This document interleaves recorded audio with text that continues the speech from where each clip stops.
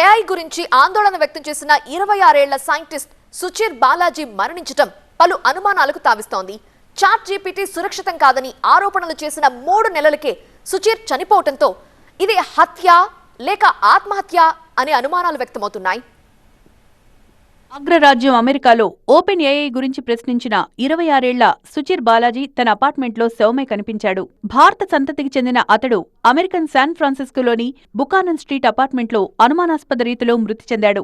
Balaji suicide చేసుకున్నట్లు medical officer తెలిపారు.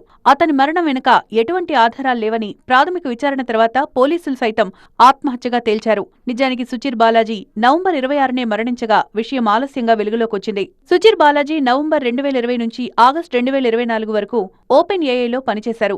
Open AI ఆపరేషన్లు అనుసరిస్తున్న విధానాలు ఆందోళనకరంగా ఉన్నట్లు గతంలో తన రీసెర్చ్ ద్వారా బాలాజీ వెల్లడించారు. ఆ కంపెనీ పలు కాపీరైట్ల ఉల్లంఘనకు పాల్పడుతోందని ఆరోపించారు. చాట్ జీపీటీ సాంకేతికత ఇంటర్నెట్ ను దెబ్బతీస్తుందని సంచలన వ్యాఖ్యలు చేశారు. తన సోషల్ మీడియాలో కూడా పెద్ద ఎత్తున ఓపెన్ ఏఐకి నెగిటివ్ గా కథనాలు రాశారు సుచిర్ బాలాజీ. అలా ఆరోపణలు చేసిన 3 నెలల తర్వాత బాలాజీ మృతి చెందడం చర్చనీయాంశంగా మారింది. మొత్తంగా సుచిర్ బాలాజీ మరణంపై కుటుంబ సభ్యులు కూడా అనుమానాలు వ్యక్తం చేస్తున్నారు.